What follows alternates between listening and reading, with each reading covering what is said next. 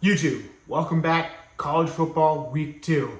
Who wins this week and helps their chances at making the playoffs, and who loses, further distancing themselves from the college football playoffs? Let's dive in. College football week 2 gets started Friday night down in Dallas.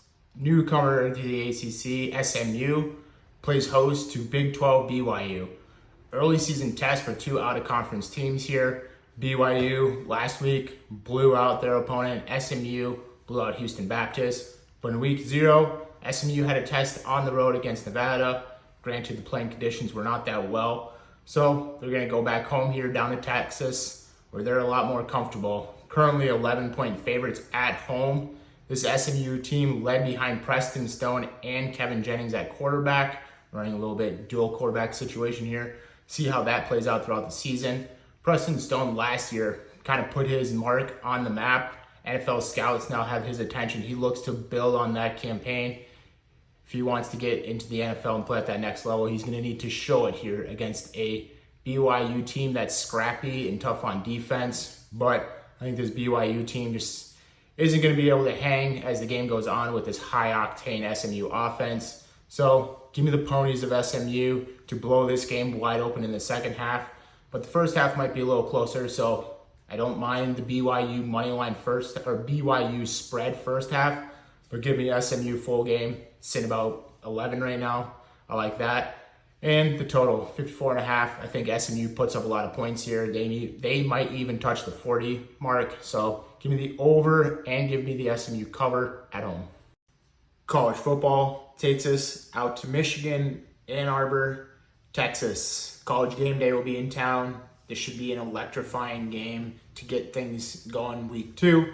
Michigan, a sluggish start against Fresno State, but they were able to handle business. Texas, on the other hand, they blow out a Colorado State team that is not that good.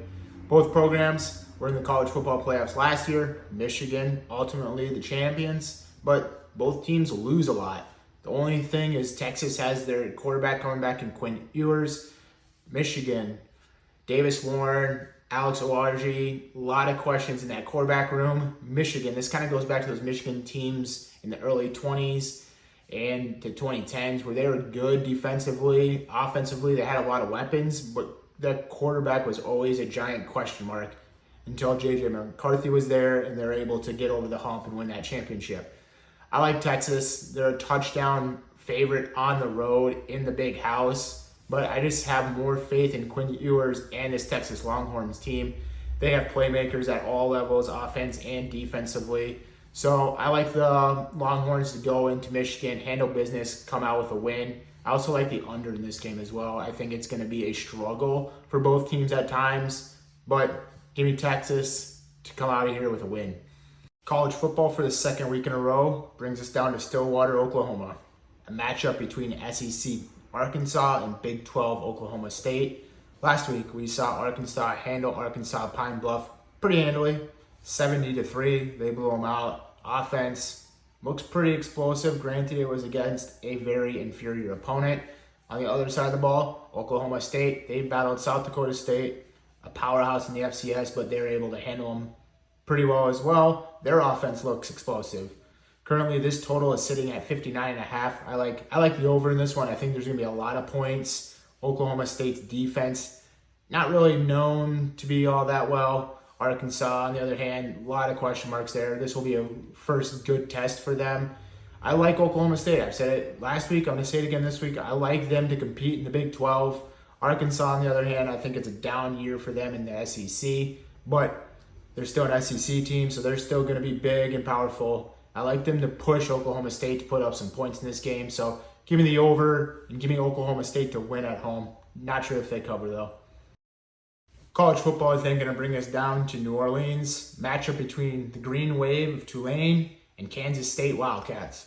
A couple of years ago, Tulane went up to Manhattan, Kansas, and they beat Kansas State at home 17-10. I think that's going to leave a bad taste in Chris Klieman and this Wildcat team's mouth. I think they travel down to New Orleans and they punch Tulane right in the mouth. I think they run the ball with Avery Johnson and DJ Giddens, control the clock, play sound defense. I like them to cover this 9.5-point spread on the road.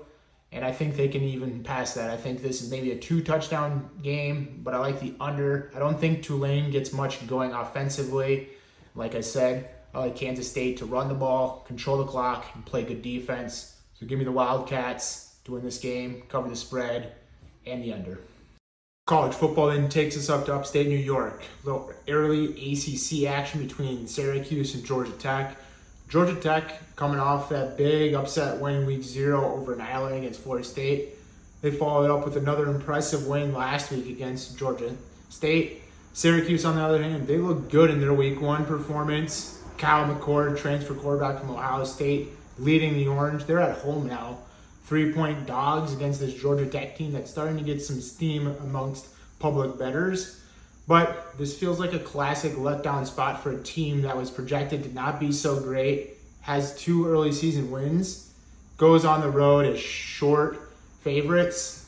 Give me the Qs at home. I think they cover this 3-point spread, and I think they win this game outright.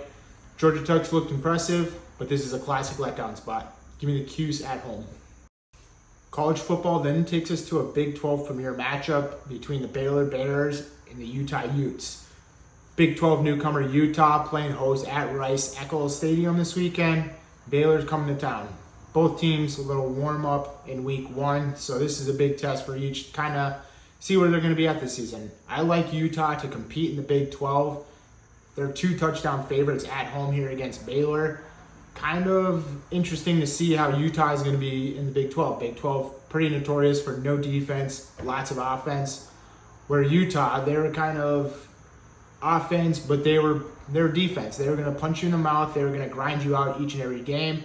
And Rice-Eccles is a very tough place to play. I like Utah, but I don't know if they can cover a 2-touchdown game against a solid Baylor team going on the road. So as long as this game stays above 2 touchdowns, I like Baylor to cover that.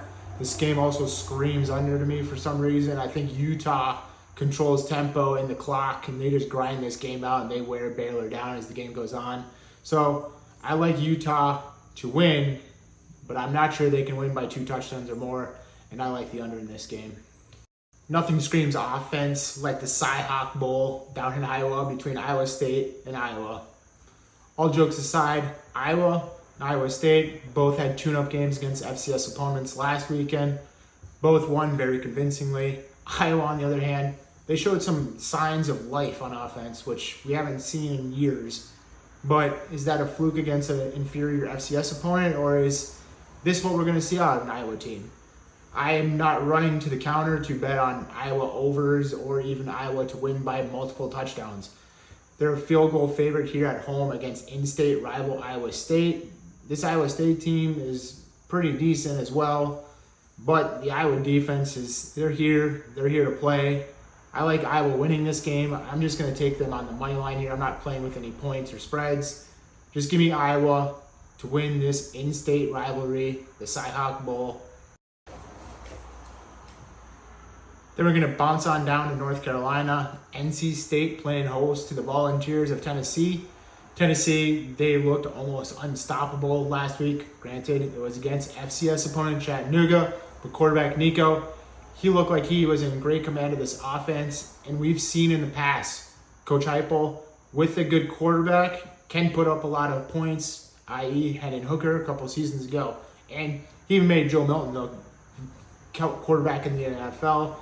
On the other side of the ball, NC State, they had some trouble handling Western Carolina in week 1. Ultimately, were able to put up 38 points and come out with a win. I think this game is high scoring. Currently, over-under sitting at 61.5. I think Tennessee can pretty much handle that themselves. This looks like a high-powered offense. They're also touchdown favorites on the road. I think they can cover that as well. I just like this Tennessee team as a whole a little bit more than this NC State team. And a touchdown for Tennessee just doesn't seem like much, and I think they can cover that. So give me Tennessee with the touchdown spread and the over 61.5. College football is then going to bring us to Nebraska. Nebraska playing host to the Buffs. These two programs, back in the day, were powerhouses. They've been afterthoughts until recently. Everyone knows about Colorado and Shedeur Sanders and Deion Sanders and Travis Hunter and the high-octane profiles they bring to the table. But Nebraska, they bring in Matt Rule. They hit the transfer portal hard. Dylan Raiola is now in town, and he looks a little Mahomey. Nebraska, touchdown favorites at home in Lincoln. Lincoln's going to be popping. Memorial Stadium, tough place to play when Nebraska is actually a team to be fought against. I kind of like Nebraska, but they are starting to receive a ton of public dollars. But Colorado, on the other hand, they had a tough time escaping North Dakota State. I don't see this Colorado team blowing anyone out, and I don't think they're good enough to win close games. So give me Nebraska at home to win this game. I don't know if they can cover the touchdown, but they're going to win this game. College football then brings us to a late night West Coast classic, Oregon and Boise State. Last week we saw Oregon barely sneak past an FCS team in Idaho. On the other hand, we saw a shootout with Boise State. Audric Gentry went off for a school record, scoring 6 touchdowns, but now we're traveling to Eugene, where they're almost a 3-touchdown underdog. Oregon picked to go to the college playoffs in a lot of people's minds, a favorite in the Big Ten with Dylan Gabriel, Heisman hopeful. But Boise State, I think this is a very slept-on team, and I think they have a chance for an at-large bid here in the college football playoffs. And what better game to win than to go on the road in Eugene and come out with a win?